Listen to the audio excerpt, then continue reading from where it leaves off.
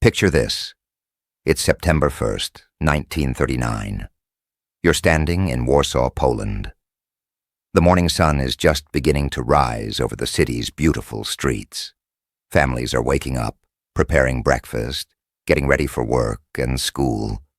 Everything seems normal.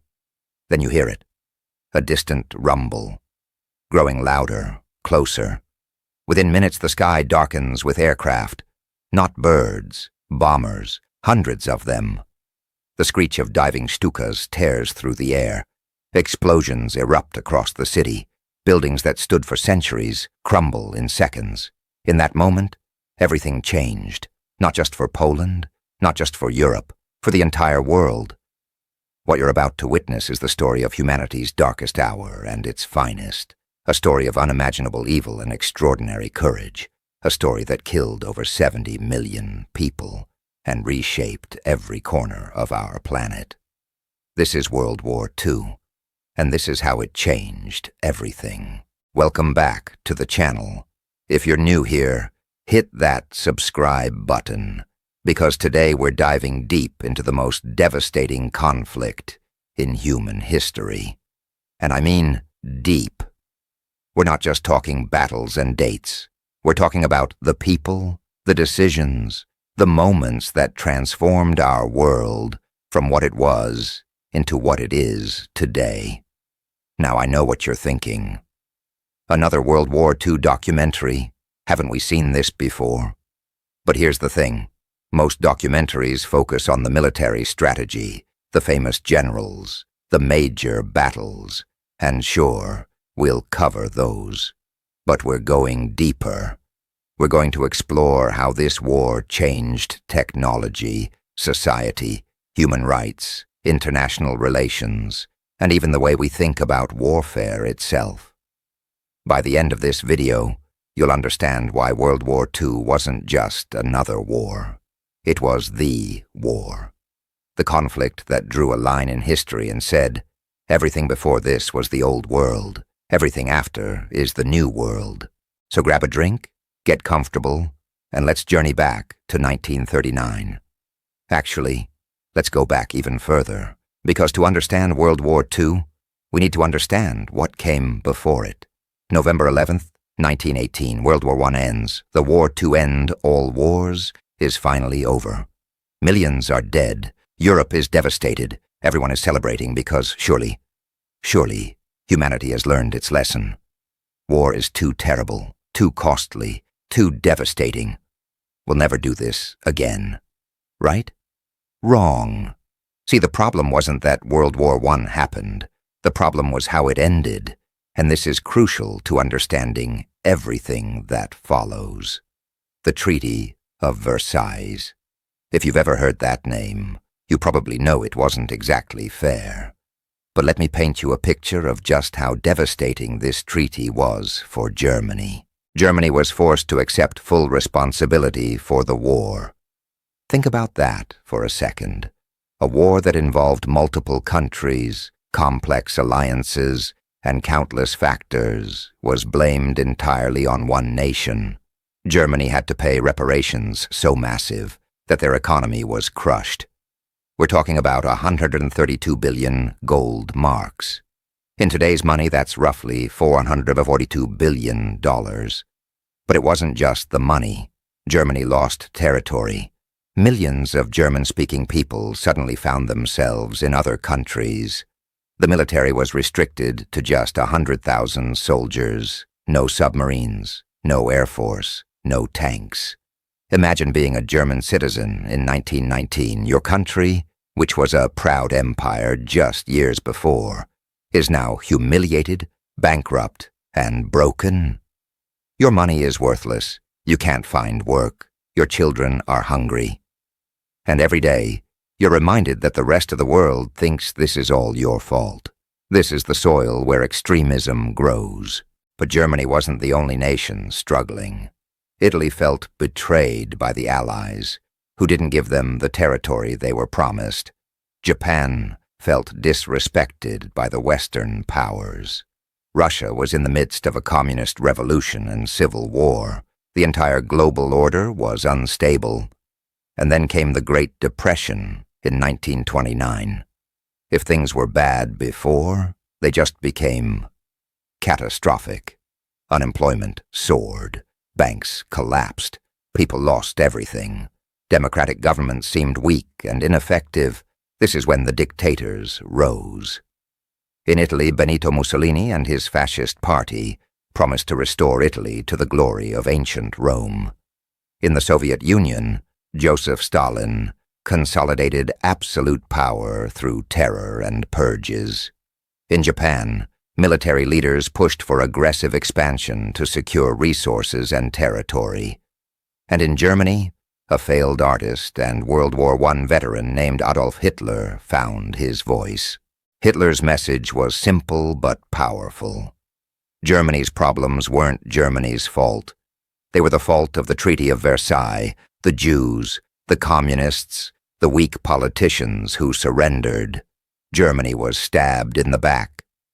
But Germany could rise again. Germany could be great again. This rhetoric, combined with economic desperation, proved intoxicating.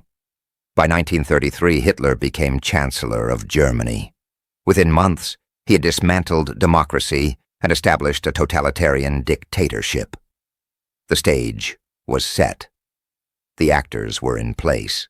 All that was needed was a spark. Here's something most people don't realize. World War II didn't start suddenly. It built up gradually, with each act of aggression being met with weakness and appeasement from the democratic powers. 1931, Japan invades Manchuria. The League of Nations condemns it, but does nothing. 1935, Italy invades Ethiopia. Again, condemnation, but no real action. 1936, Hitler remilitarizes the Rhineland, directly violating the Treaty of Versailles. Britain and France do nothing. Hitler later admitted that if France had intervened, Germany would have had to back down. But they didn't. Why? Because Britain and France were terrified of another war. They'd lost an entire generation of young men in World War I. The thought of doing it again was unbearable. So they hoped that if they gave Hitler what he wanted, he'd be satisfied. This policy was called appeasement, and it was a catastrophic mistake. 1938, Hitler demands the Sudetenland, a part of Czechoslovakia with a large German population. British Prime Minister Neville Chamberlain flies to Munich to negotiate. He comes back waving a piece of paper declaring, "Peace for our time." Hitler got what he wanted, and in return, he promised this was his last territorial demand. 6 months later, Hitler occupies the rest of Czechoslovakia. But the real moment of truth came with Poland. Hitler wanted the Polish corridor, a strip of land that separated East Prussia from the rest of Germany. Poland refused. Britain and France, finally realizing that appeasement wasn't working, guaranteed Poland's independence. If Germany attacked Poland, it meant war. Hitler didn't believe them. After all, they'd backed down every other time. But here's where things get really interesting. Hitler was worried about fighting on two fronts. He remembered how that worked out in World War I. So he did something shocking. In August 1939, Nazi Germany and Soviet Russia signed a non-aggression pact. Think about that. The fascist dictator and the communist dictator, supposedly mortal enemies, made a deal. Publicly, they agreed not to attack each other. Secretly, they agreed to divide Poland and Eastern Europe between them. With his eastern border secured, Hitler was ready. September 1st, 1939 at 4:45 a.m., German forces crossed the Polish border. The invasion began with a new kind of warfare the world had never seen before: blitzkrieg, lightning war. Traditional warfare involved long, static battles, trenches, attrition, grinding, slow advances. Blitzkrieg was the opposite. It combined air power, tanks, and motorized infantry in coordinated rapid strikes designed to overwhelm the enemy before they could react. Poland never stood a chance. The world watched in horror as city after city fell. The Polish army fought bravely, but they were outmatched and outnumbered. And then, on September 17th, the Soviet Union invaded from the east. Poland was crushed between two totalitarian giants. Britain and France, true to their word, declared war on Germany on September 3rd. But they didn't actually do much. This period became known as the Phony War, or Sitzkrieg, the Sitting War. Both sides prepared, but there was little actual fighting in Western Europe. People hoped maybe this war could still be contained. Maybe a diplomatic solution could be found. Those hopes died in the spring of 1940. April 9th, 1940. Germany invades Denmark and Norway. Denmark falls in hours. Norway fights for 2 months, but eventually succumbs. May 10th, 1940, the real offensive begins. Germany attacks France, Belgium, the Netherlands, and Luxembourg simultaneously. Now here's what's fascinating. France had the Maginot Line, a massive system of fortifications along the German border. It was supposed to be impenetrable. France also had more tanks than Germany. On paper, the Allied forces were actually stronger. So how did France fall in just 6 weeks? Arrogance and innovation. The French were so confident in the Maginot Line that they didn't properly defend the Ardennes forest. They thought it was too dense for tanks to get through. The Germans proved them wrong. Panzer divisions crashed through the Ardennes, bypassed the Maginot Line, and cut off the Allied armies in Belgium. The British Expeditionary Force and French troops were trapped at Dunkirk, a small port town on the English Channel. Over 300,000 soldiers were surrounded. It looked like complete annihilation. And then something incredible happened. Operation Dynamo, the Dunkirk evacuation. Between May 26th and June 4th, hundreds of vessels, military ships, fishing boats, pleasure craft, anything that could float, crossed the English Channel under constant attack to rescue the trapped soldiers. Against all odds, 338 others, 226 men were evacuated. Winston Churchill, who had just become Prime Minister, called it a miracle of deliverance. But he also warned, wars are not won by evacuations. He was right. France still fell. On June 22, 1940, France signed an armistice with Germany in the same railway car where Germany had surrendered in 1918. Hitler had his revenge. Britain now stood alone. Hitler expected Britain to negotiate peace. After all, what chance did they have?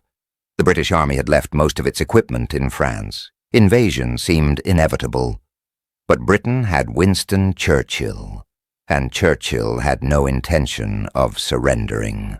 In one of the most famous speeches in history, Churchill told Parliament and the British people, "We shall fight on the beaches, we shall fight on the landing grounds, we shall fight in the fields and in the streets, we shall fight in the hills. We shall never surrender." Hitler ordered Operation Sea Lion, the invasion of Britain. But first, the Luftwaffe had to destroy the Royal Air Force and achieve air superiority. The Battle of Britain began in July 1940. Every day, hundreds of German aircraft attacked British airfields, factories, and cities. Every day, RAF pilots took to the skies to stop them. The pilots, many of them barely out of their teens, flew multiple missions per day. They were exhausted, outnumbered, and fighting for their nation's survival. Churchill later said of them, "Never in the field of human conflict was so much owed by so many to so few." By October, it was clear the Luftwaffe had failed. They couldn't destroy the RAF. Operation Sea Lion was postponed indefinitely. Britain survived, but they were still alone, still under siege. Meanwhile, Hitler's empire was expanding in other directions. The Balkans fell, Greece was conquered, Rommel's Afrika Korps was pushing across North Africa. And then Hitler made what many historians consider his biggest mistake. June 22nd, 1941, Operation Barbarossa. Germany invaded the Soviet Union. Hitler broke his own non-aggression pact and launched the largest military invasion in history. Over 3 million German soldiers, along with Finnish, Romanian, and other Axis forces, crashed across the Soviet border. The initial advance was stunning. Entire Soviet armies were encircled and destroyed. Millions of Soviet soldiers were killed or captured. The Germans reached the outskirts of Moscow, laid siege to Leningrad, and drove deep into Ukraine. But the Soviets didn't collapse. Despite catastrophic losses, they kept fighting. And as winter approached, the German advance slowed. The Wehrmacht wasn't prepared for the Russian winter. Soldiers froze to death. Equipment failed. Supply lines were overstretched, and the Soviets fighting for their homeland began to push back. While Europe burned, another conflict was brewing across the Pacific. Japan had been at war with China since 1937, but the conflict was a brutal stalemate. Japan needed resources, oil, rubber, metals, to continue their expansion. The United States, which supplied much of Japan's oil, imposed an embargo in response to Japanese aggression. Japan faced a choice: back down or go to war with America. They chose war. December 7th, 1941, a date which will live in infamy. At 7:48 a.m. Hawaiian time, Japanese aircraft struck the U.S. naval base at Pearl Harbor. In less than 2 hours, they sank or damaged 8 battleships, destroyed over 180 aircraft, and killed more than 2,400 Americans. The attack was meant to cripple the U.S. Pacific Fleet and buy Japan time to secure Southeast Asia and the Pacific Islands. It succeeded tactically, but failed strategically.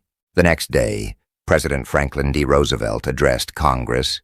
Yesterday, December 7th, 1941, a date which will live in infamy. The United States of America was suddenly and deliberately attacked by naval and air forces of the Empire of Japan. America declared war on Japan. Days later, Germany and Italy declared war on the United States. The war was now truly global. And this changed everything. The United States, with its enormous industrial capacity and resources, would prove to be the factor that tipped the balance. But victory was far from certain or quick.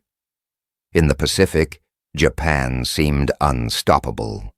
Within months, they controlled an empire stretching from Burma to the Solomon Islands, Hong Kong, Singapore, the Philippines, Indonesia. All fell to Japanese forces. General Douglas MacArthur, forced to evacuate the Philippines, vowed, "I shall return." The Japanese treated conquered peoples with horrific brutality: the rape of Nanking, the Bataan Death March, countless atrocities across Asia. Millions of civilians died under Japanese occupation. But the tide began to turn in June 1942 at the Battle of Midway. American codebreakers intercepted Japanese plans for an attack on Midway Island. The U.S. Navy, though outnumbered, used this intelligence to ambush the Japanese fleet. In one devastating day, Japan lost 4 aircraft carriers. The balance of power in the Pacific shifted. Japan was now on the defensive. In Europe and North Africa, the Allies were also beginning to turn the tide. In North Africa, British forces under General Montgomery defeated Rommel at El Alamein in October 1942. Churchill later said, "Before Alamein we never had a victory. After Alamein we never had a defeat." In November 1942, American and British forces landed in North Africa as part of Operation Torch. The Axis forces in Africa were caught between 2 Allied armies. By May 1943, North Africa was liberated. But the real turning point in Europe was happening in the Soviet Union. Stalingrad. The name alone evokes the horror of total war. Hitler was obsessed with capturing the city that bore Stalin's name. The Germans attacked in August 1942. What followed was 5 months of the most brutal urban combat ever seen. Fighting was building to building, room to room, sometimes hand to hand. Soviet defenders held on by their fingernails. The city was reduced to rubble, but still they fought. In November, the Soviets launched Operation Uranus, a massive counteroffensive that encircled the entire German Sixth Army. Hitler refused to allow a retreat. He ordered them to fight to the last man. By February 1943, it was over. The Germans surrendered. Over 700,000 Axis soldiers were killed, wounded, or captured. It was the largest defeat in German military history. The myth of German invincibility was shattered. The tide had turned. 1943 was the year the momentum shifted decisively. The Allies were no longer just surviving, they were advancing.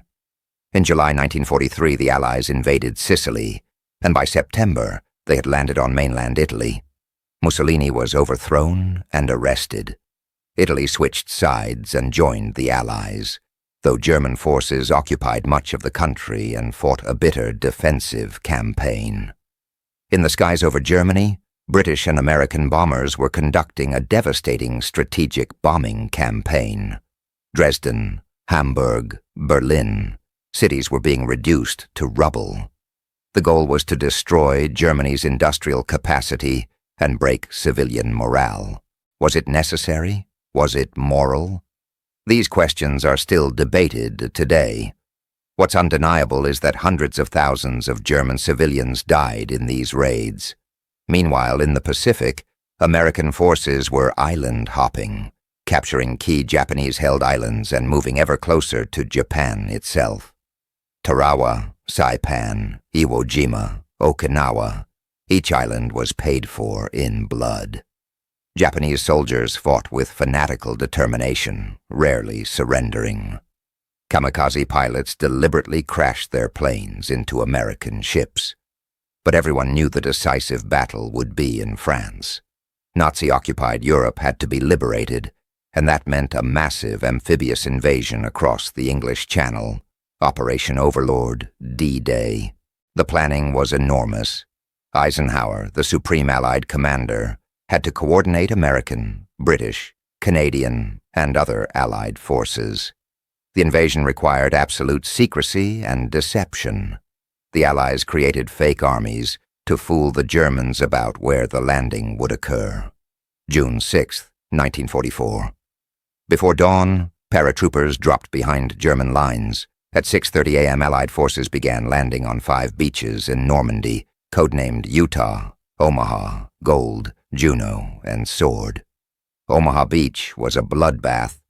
German defenders had excellent positions on the cliffs above. American soldiers waded through chest-deep water into a hail of machine gun fire. Bodies piled up on the beach. For hours, it was unclear if the invasion would succeed. But they pushed forward. Inch by inch, yard by yard, they advanced. By the end of the day, despite horrific casualties, the Allies had their foothold in France. Over the following weeks and months, more troops and equipment poured into Normandy. The Allies broke out of the beachhead and began liberating France. August 25, 1944, Paris was liberated. General de Gaulle and Free French forces marched down the Champs-Élysées. After 4 years of Nazi occupation, France was free. But the war was far from over. Hitler still had cards to play. In December 1944, Germany launched a massive counteroffensive in the Ardennes, the Battle of the Bulge. Catching the Allies by surprise, German forces punched a bulge into the Allied lines. It was the largest and bloodiest battle fought by the United States in the war. The Americans, surrounded at Bastogne, were ordered to surrender. General McAuliffe's response? Nuts! The Allied lines held. The German offensive failed. It was Germany's last gasp in the West. By early 1945, it was clear Germany was finished. The question was no longer if Germany would lose, but how much longer they would fight. From the West, American and British forces crossed the Rhine and pushed into Germany. From the East, Soviet forces were steamrolling through Eastern Europe, driven by a desire for vengeance after years of brutal German occupation. The Soviets reached Germany first. What followed was horrific. Years of Nazi atrocities in the Soviet Union had created a burning hatred. Soviet soldiers showed little mercy. German civilians fled west, trying to escape the advancing Red Army. The Western Allies also made a discovery that shocked the world to its core. As they liberated German-occupied territory, they found the concentration camps. Bergen-Belsen, Dachau, Buchenwald, and the death camps in Poland, Auschwitz, Treblinka, Sobibor, the Holocaust, the systematic murder of 6 million Jews, along with millions of others, Roma, disabled people, homosexuals, political prisoners, Slavs. Soldiers who had seen years of combat were horrified by what they found. Walking skeletons, mountains of bodies, gas chambers, crematoria. General Eisenhower ordered everything to be photographed and documented. He wanted proof. He said, "We are told the American soldier does not know what he is fighting for. Now at least he will know what he is fighting against." The world learned the full extent of Nazi evil.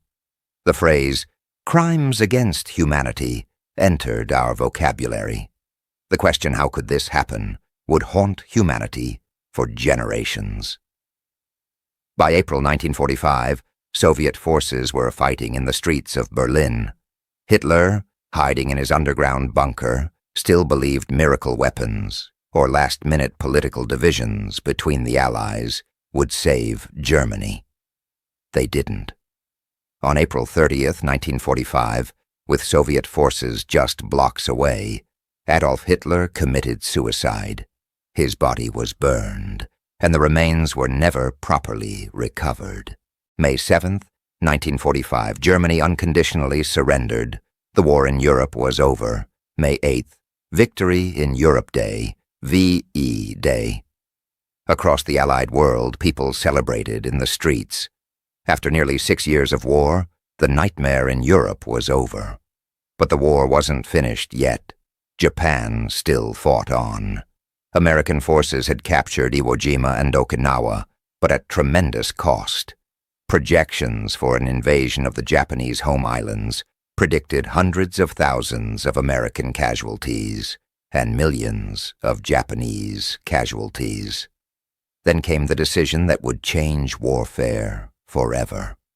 The Manhattan Project had succeeded in creating an atomic bomb. President Harry Truman faced an agonizing choice: use this new weapon or invade Japan. August 6, 1945, at 8:15 a.m., the B-29 bomber Enola Gay dropped an atomic bomb on Hiroshima. In an instant, over 70,000 people were vaporized. Tens of thousands more would die from radiation poisoning. Japan didn't surrender. August 9th. A second atomic bomb was dropped on Nagasaki. Another 40,000 people died instantly. The Soviet Union also declared war on Japan and invaded Manchuria, crushing Japanese forces there in days. Finally, on August 15, 1945, Emperor Hirohito announced Japan's surrender in a radio broadcast, the first time most Japanese people had ever heard his voice. September 2, 1945. Aboard the USS Missouri in Tokyo Bay, Japanese officials signed the instrument of surrender. World War II was over. Let's talk about numbers, because they're important to understand the scale of what happened. Over 70 million people died. Think about that number. 70 million individual human lives, each with their own dreams, families, and stories, ended by this war. The Soviet Union alone lost approximately 27 million people, nearly 14% of its total population. Poland lost 17% of its population, including the vast majority of its Jewish citizens. China lost an estimated 15 to 20 million people fighting Japan, many of them civilians. Germany lost over 7 million people. Japan lost over 3 million. The United States, which entered the war late and wasn't invaded, still lost over 400,000 service members. But these are just the deaths. Tens of millions more were wounded, displaced, or traumatized. Entire cities were destroyed. Warsaw, Rotterdam, Coventry, Hamburg, Dresden, Tokyo, Hiroshima, Nagasaki, all reduced to rubble. The economic cost was catastrophic. Europe's infrastructure was shattered. The Soviet Union had lost much of its industrial capacity. Japan's cities were ashes. But beyond the physical destruction, World War II changed humanity in profound ways. First, the Holocaust and other genocides forced us to confront human capacity for evil. The Nuremberg trials established the principle that individuals could be held accountable for war crimes and crimes against humanity, even if they were following orders. I was just following orders was no longer an acceptable defense. This led to the Universal Declaration of Human Rights in 1948 and eventually to the International Criminal Court. The idea that there are universal human rights, regardless of nationality or government, emerged directly from World War II's horrors. Second, the atomic bomb changed warfare fundamentally. For the first time in history, humanity had the capacity to destroy itself completely. The Cold War that followed was defined by this reality. Mutually assured destruction became the doctrine that kept nuclear powers from direct conflict. Third, the war ended European colonialism. Britain, France, and other European powers were exhausted and bankrupt. They could no longer maintain their empires. In the following decades, dozens of colonies gained independence. The world map was redrawn. Fourth, World War II created the modern international order. The United Nations was founded to prevent another global conflict. NATO and the Warsaw Pact formed. The World Bank and International Monetary Fund were created. The foundation of today's global institutions emerged from the ashes of the war. Fifth, the war accelerated technological development at an unprecedented pace. Jet engines, rockets, radar, computers, antibiotics, nuclear power, all were either invented or dramatically advanced during the war. The modern technological age was, in many ways, born from military necessity. Sixth, the role of women in society changed. With men away fighting, women entered the workforce in unprecedented numbers. Rosie the Riveter wasn't just a propaganda image. She represented a real social transformation. After experiencing economic independence and capability, many women weren't willing to simply return to pre-war roles. Seventh, the war created the superpowers. Before the war, the world had multiple great powers. After the war, only two really mattered, the United States and the Soviet Union. The Cold War was essentially a continuation of World War II by other means. So what did we learn from World War II? Or maybe the better question is, what should we have learned? The most obvious lesson: appeasement doesn't work with aggressive dictators. Chamberlain's policy of giving Hitler what he wanted in hopes of avoiding war didn't prevent war. It guaranteed it and made it worse. Evil unchecked only grows bolder. But here's where it gets complicated. The harsh treatment of Germany after World War I helped create the conditions for Hitler's rise. So the lesson isn't just be tough on aggressors. It's also build a just peace that gives people hope. This is why the Marshall Plan, America's program to rebuild Europe after World War II, was so brilliant. Instead of repeating the mistakes of Versailles, the U.S. helped former enemies rebuild. Germany and Japan completely devastated in 1945, became peaceful, prosperous democracies and close American allies. Another lesson: propaganda and dehumanization can make ordinary people capable of extraordinary evil. The Nazis didn't start with gas chambers. They started with rhetoric that gradually dehumanized Jews and other groups. Step by step, they normalized hatred and violence. This is why protecting free speech and a free press matters. When governments control information and suppress dissent, it's easier to manipulate populations into supporting atrocities. The war also taught us about the importance of alliances. Britain didn't defeat Germany alone. The Soviet Union didn't defeat Germany alone. America didn't defeat Japan alone. It took a coalition working together, despite their differences, to defeat the Axis powers. This lesson influenced the post-war creation of NATO and other alliances. The idea that collective security is stronger than going it alone became a cornerstone of international relations. Technology is another crucial lesson. World War II was won, in part, through superior technology and industry. Radar helped win the Battle of Britain. The Sherman tank, while not the best tank, was produced in such numbers that it overwhelmed the Germans. The ability to crack German and Japanese codes gave the Allies critical advantages. Today, we live in a world where the next major conflict could be fought partly in cyberspace, with drones and artificial intelligence. The lesson from World War II is that technological superiority matters enormously. But perhaps the most important legacy is simpler and more personal. World War II showed us both the worst and best of humanity. The Holocaust, the rape of Nanking, the countless atrocities demonstrated humanity's capacity for evil.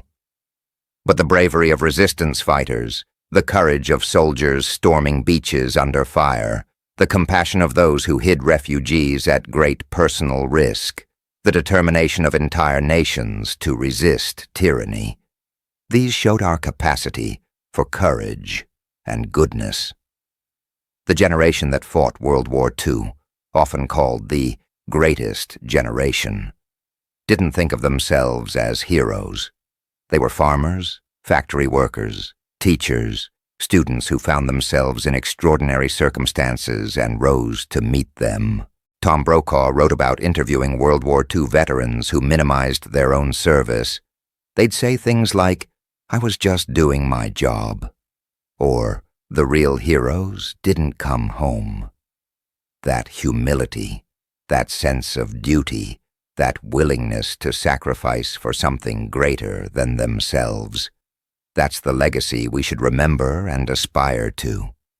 Behind every statistic, every battle, every casualty number, there were individual human beings. Let me share a few stories that illustrate the human dimension of this war. Think about Anne Frank, a teenage girl hiding in an Amsterdam attic, writing in her diary about her hopes and dreams, even as the world fell apart around her. She wrote, "In spite of everything, I still believe that people are really good at heart." She died in Bergen-Belsen concentration camp just weeks before it was liberated. She was 15 years old. Consider Witold Pilecki, a Polish resistance fighter who voluntarily got himself imprisoned in Auschwitz to gather intelligence and organize resistance. He spent 2.5 years in the death camp before escaping to report what he'd learned. His reports were among the first accounts of the Holocaust reaching the Allies. After the war, he was executed by the communist Polish government as a spy. His courage was unimaginable. Think about the Tuskegee Airmen, African-American pilots who fought for a country that still practiced segregation. They proved their skill and courage in combat, never losing a bomber they escorted. They fought 2 wars, one against the Axis, one against racism at home. Remember the women of the Soviet night witches, female bomber pilots, who flew outdated biplanes on nighttime bombing raids against the Germans. They turned off their engines as they approached targets, gliding silently before releasing their bombs. The Germans feared them. Think about Desmond Doss, a Seventh-day Adventist who refused to carry a weapon due to religious beliefs, but served as a combat medic. At the Battle of Okinawa, he single-handedly saved 75 wounded soldiers, lowering them down a cliff under heavy fire. He became the first conscientious objector to receive the Medal of Honor. Consider the Japanese-American soldiers of the 442nd Regimental Combat Team. While their families were imprisoned in internment camps in the United States, these men fought in Europe and became the most decorated unit in U.S. military history for its size and length of service. Think about the resistance fighters in occupied countries, the Norwegian heavy-water sabotage that delayed the German atomic bomb program, the Danish citizens who smuggled nearly the entire Jewish population to safety in Sweden, the French resistance that supported the D-Day invasion. Ordinary people doing extraordinary things. Remember the families on the home front, the mothers who hung gold star flags in their windows to show they'd lost sons, the children who grew up without fathers, the wives who went to work in factories to support the war effort while worrying about husbands overseas.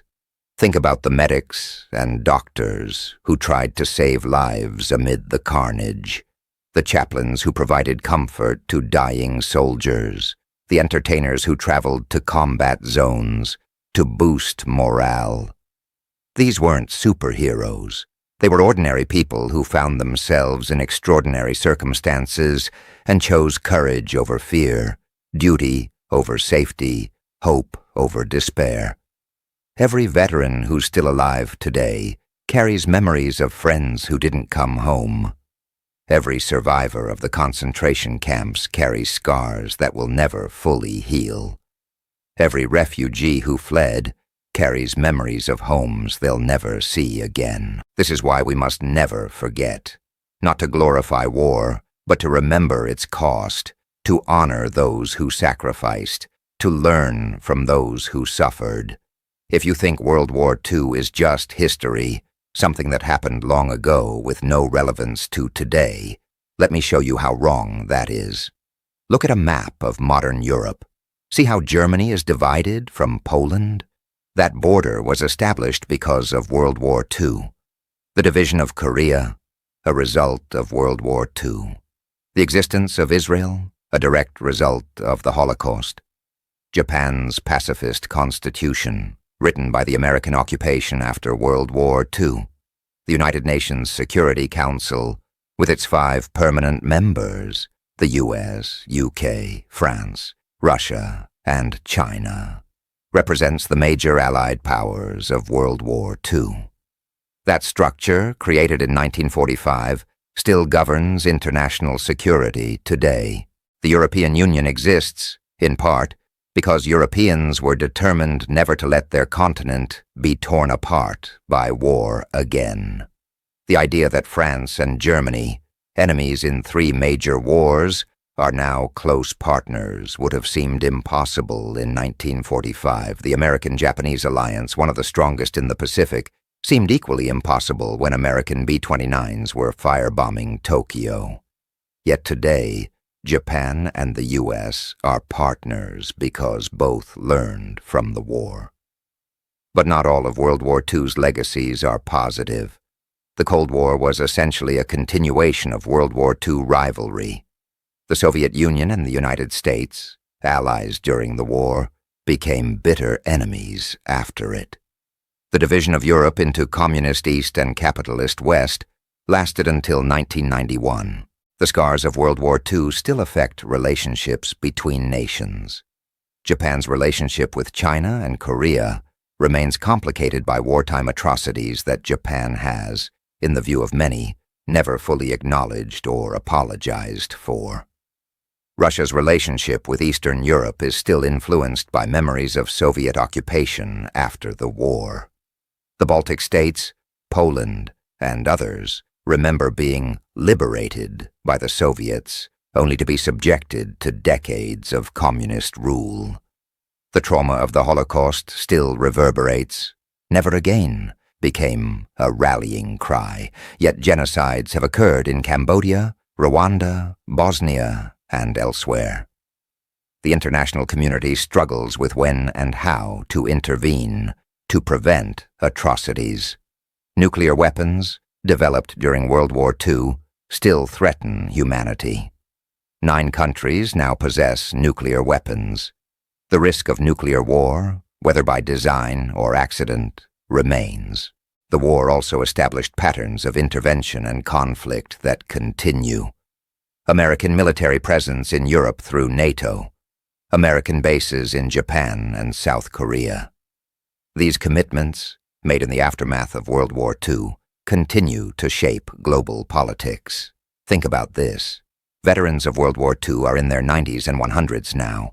Within the next decade or two, there won't be any left. Their first-hand memories, their ability to bear witness, will be lost. That's why documentation matters. Why museums like the United States Holocaust Memorial Museum exist. Why oral history projects record veterans' stories.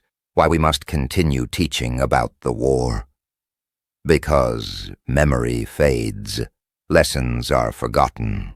New generations grow up who don't understand why certain institutions exist or why certain values matter.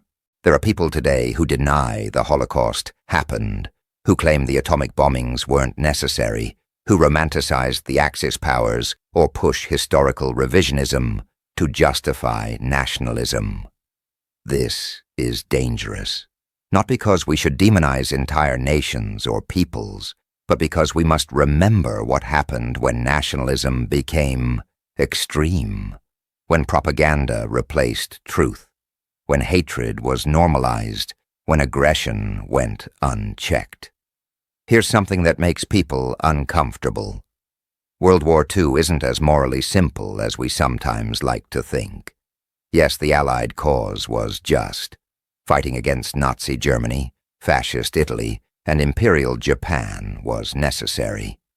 The world would be a darker place if the Axis had won. But the Allies weren't perfect either.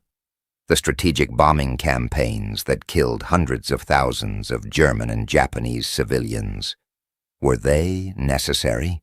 Military historians still debate this. The atomic bombs dropped on Hiroshima and Nagasaki ended the war, but they killed over 200,000 people, most of them civilians. Was it justified to save Allied lives, to avoid a costly invasion? These aren't easy questions. The Soviet Union was an Allied power, but Stalin's regime had killed millions of its own people through purges, famines, and forced labor camps. The Soviets committed atrocities in Eastern Europe, particularly in Germany. Many Eastern Europeans saw Soviet liberation as simply trading one occupation for another. The United States interned over 100,000 Japanese Americans, most of them citizens, based purely on ethnicity. Their property was seized, their rights violated. This happened while America fought for freedom and democracy. Britain, fighting for liberty in Europe, still maintained a colonial empire where millions lived without the rights that Britons enjoyed. The point isn't to engage in moral equivalence. Nazi Germany's systematic extermination of millions was unique in its industrial efficiency and ideological extremism. The Japanese military's brutal treatment of conquered peoples was horrific. But the point is that war is complex. Even just causes involve difficult moral choices. Even the good guys make mistakes and commit wrongs. This matters because we need to think critically about war, about the decisions leaders make, about the cost of conflict. After World War II, the Geneva Conventions were updated and expanded.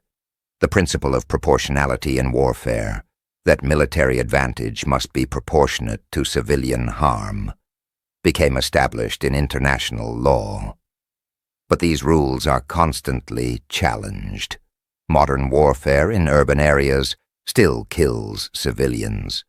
Drone strikes raise new ethical questions. Cyber warfare operates in gray areas. The lesson from World War II isn't that everything the Allies did was perfect.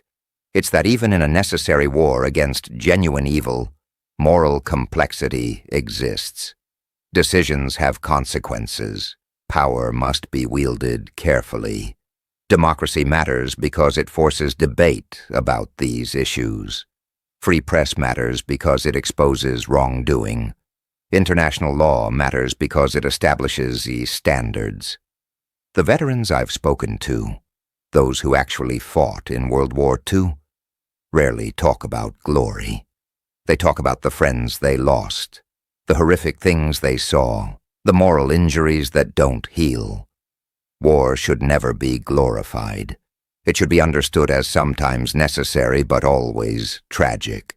The goal should always be to prevent war when possible and to wage it as morally as possible when necessary. So here we are. We've journeyed through the worst conflict in human history, from the rise of dictators in the 1930s to the atomic bombs in 1945, from the beaches of Normandy to the jungles of the Pacific, from the concentration camps to the liberation, the war that changed the world. It changed borders and nations. It changed technology and science. It changed social structures and gender roles. It changed how we think about human rights and international law. It changed everything. But most importantly, it changed us. It forced humanity to confront what we're capable of, both good and evil. It showed that freedom and democracy aren't guaranteed, that they must be defended, that the price of liberty is sometimes measured in blood. Today, we live in the world World War II created.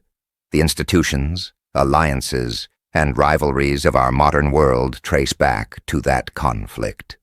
The technological advances we enjoy came from wartime innovation.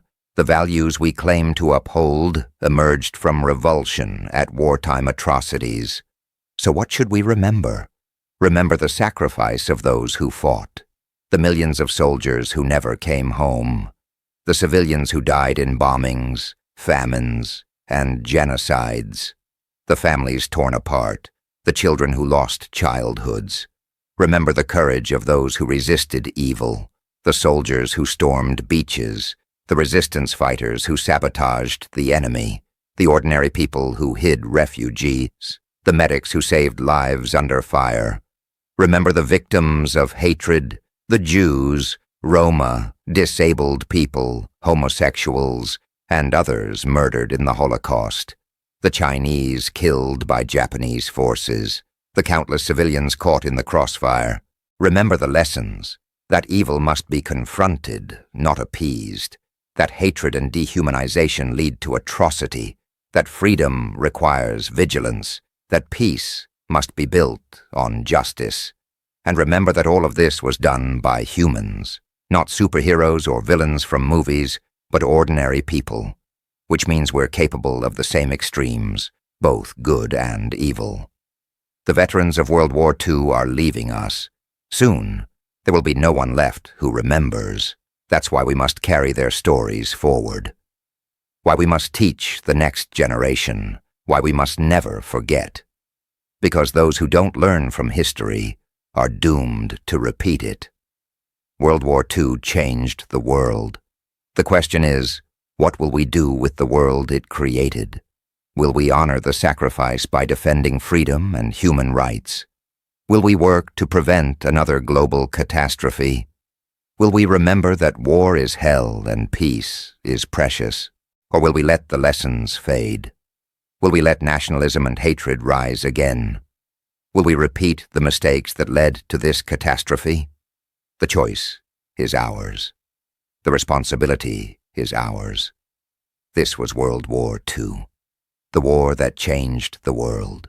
The war that must never be forgotten. Thank you for watching. If this video made you think, If it taught you something, if it moved you in any way, please like, share, and subscribe. Let's keep these stories alive. Let's keep the lessons alive. Because they matter. Because the people who lived through this matter. Because the future matters. Never forget.